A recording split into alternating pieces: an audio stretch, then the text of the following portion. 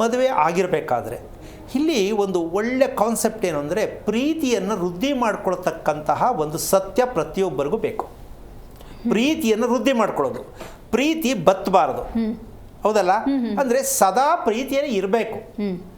ಯಾವುದ್ರ ಬಗ್ಗೆ? ಮದುವೆ ಬಗ್ಗೆ ಮಾತ್ರ ಅಲ್ಲ, ಅದು ಮದುವೆ ಮಾಡ್ಕೊಂಡು ಗಂಡ ಹೆಂಡತಿ ಮಾತ್ರ ಅಲ್ಲ, ಮಾಡುವ ಕೆಲಸದಲ್ಲಿ ಪ್ರೀತಿ ಬೇಕು.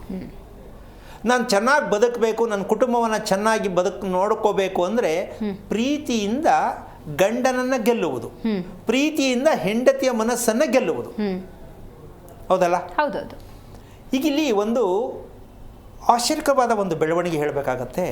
ಮನಸ್ಸು ಎಲ್ಲಿದೆ ಅಂತ ಪ್ರಶ್ನೆ ಹಾಕಿದ್ರೆ, ಮನಸ್ಸು ಎಲ್ಲಿದೆ ಅಂತ ಪ್ರಶ್ನೆ ಹಾಕಿದ್ರೆ ಸ್ವಲ್ಪ ಹೇಳಕ್ಕೆ ಕಷ್ಟ ಆಗ್ಬೋದು, ಕೆಲವರು ಹೇಳಬಹುದು.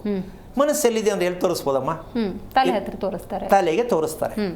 ನಿಜವಾಗ್ಲೂ ಹೇಳ್ತೀನಿ, ಅದನ್ನು ಸರಿಯಾದ ರೀತಿ ಯೋಚನೆ ಮಾಡೋದಾದ್ರೆ ಮನಸ್ಸು ಎಲ್ಲೂ ಇಲ್ಲ, ನೋಟದಲ್ಲಿ ಮನಸ್ಸಿರೋದು. ಯಾವುದರಲ್ಲಿ? ನೋಟ. ನೋಡುವ ನೋಟದಲ್ಲಿ ಮನಸ್ಸಿದೆ. ಅದೆಲ್ಲ ಒಂದ್ ಕಡೆ ಇರಲಿ ಬಿಡ್ರಿ, ಮನಸ್ಸಿದೆ ಅಂತ ಒಪ್ಕೊಳ್ಳೋಣ, ಈ ಮಟ್ಟಕ್ಕೂ ಬರ್ತಕ್ಕಂಥ ಒಂದು ವಿಚಾರ ಇದೆ, ಹೌದಲ್ಲ? ಈ ನೋಟದಲ್ಲಿ, ಈ ಕಣ್ಣಿಗೆ ಸಿಗತಕ್ಕಂಥ ನೋಟದಿಂದ ಆ ಸೌಂದರ್ಯದ ಒಂದು ಪ್ರಕ್ರಿಯೆಗಳು, ಪ್ರಕೃತಿ ಆಗಿರ್ಬೋದು, ವ್ಯಕ್ತಿ ಆಗಿರ್ಬೋದು, ಆ ನೋಡಿದ ತಕ್ಷಣ ಖುಷಿ ಆಗತ್ತೆ, ಮನಸ್ಸು ಖುಷಿ ಆಗತ್ತೆ.